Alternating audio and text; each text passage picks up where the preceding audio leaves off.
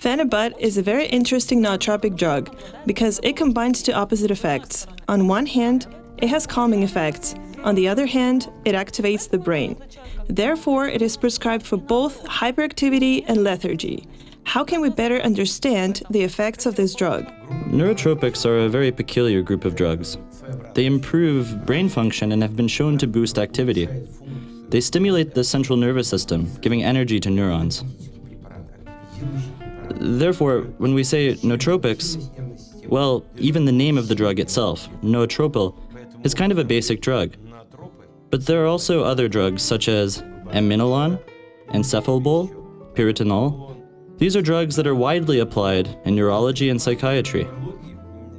Nootropyl recently became one of the most used drugs among this group of neurotropics because it has a unique effect, which is sometimes even difficult to explain.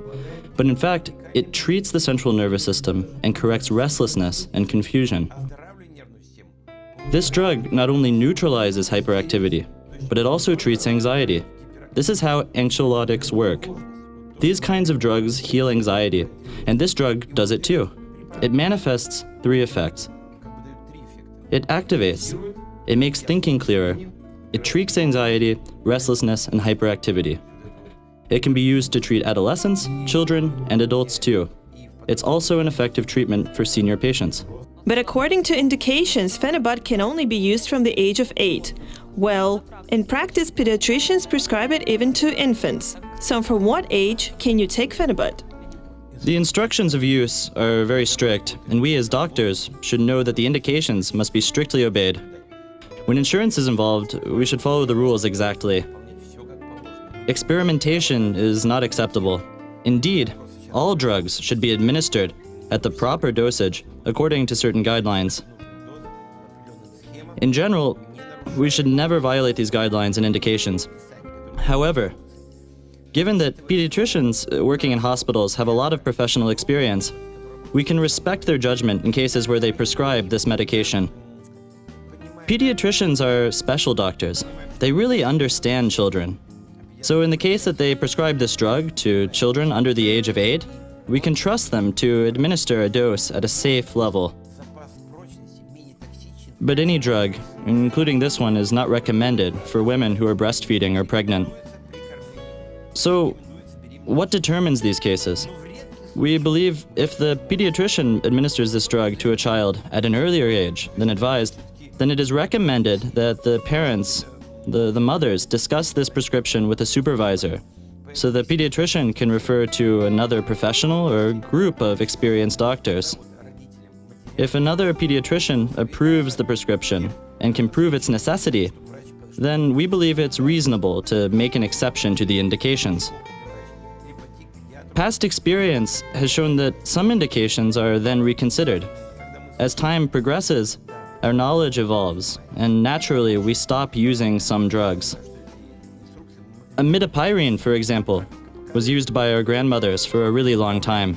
We don't administer it anymore, along with a number of other drugs, even though at the time they were seen as essential. Therefore, if pediatricians decide to prescribe Phenibut to children, it is necessary to take their experience into account. It's just that children sometimes have adverse reactions to the drug. For example, adventitious movement and insomnia. Moreover, some mothers complain that their child gets out of control and behaves even worse than before taking the drug. If this happens, should you stop taking Phenibut abruptly?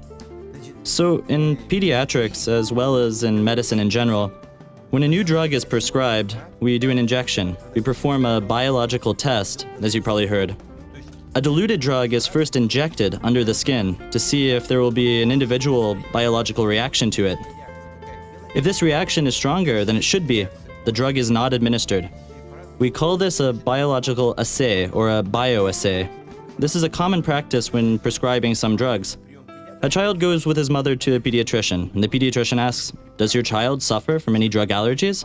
If there's a certain drug that provoked an allergic reaction in the past, the doctor will not only exclude that drug, but will generally be more cautious when prescribing other medications. The doctor then performs a bioassay. He gives this drug to the patient in a small dosage. If there's no allergic reactions, the doctor can administer this drug. If there are any side effects, the drug is not administered. This is all on an individual basis. We may monitor the patient for another 12 to 24 hours, and if we observe that the symptoms intensify, we can conclude that this drug should not be used and begin looking at alternative treatments. Parents also often want to know how long the course of treatment will be. The indication says that continuous intake of Phenibut should not exceed a month. But again, the doctors show a tendency to prescribe children a 3-month course, and this worries parents due to the risk of developing an addiction, a listed side effect of long-term use. Well, in this case, we must be strict because when we prescribe it to a child, and if the child takes this drug for too long, then either the drug did not have the required effect, which explains why it was necessary to take it for so long, or the dosage was incorrect. A combination of drugs was needed, or it was necessary to add some vasodilator drugs or drugs that activate the recovery process. I want to add that this drug is prescribed not only for cases of anxiety, it is a nootropic, but it is also used in the recovery process. If we see that a doctor has prescribed this drug for too long, we can suggest finding a different, more effective drug or combination of drugs. The effect should always be carefully observed. Family and friends should monitor side effects and intervene where necessary. Is it possible to stop taking Phenibut abruptly? It's not recommended to withdraw from any drug abruptly. We administer its calculated dose, taking into account age, body weight of the child. This is all taken into account by pediatricians. A knowledgeable physician can set an effective dose while avoiding side effects. At the end of the treatment course, we gradually reduce the dosage over a week or a week and a half. Can Phenibut be kind of a quick fix? Used before some serious or stressful events? An exam, for example? Or before a wedding? Or will not be effective? In such cases, I would instead recommend taking Adaptol. Adaptol's effect takes place more quickly, within 4 to 6 hours. If a student is preparing for an exam, and if they're extremely nervous about it, they can take Adaptol. It won't cause complete relaxation. The teachers won't have the impression that the student is high or on drugs. But here, of course, we're talking about adult students.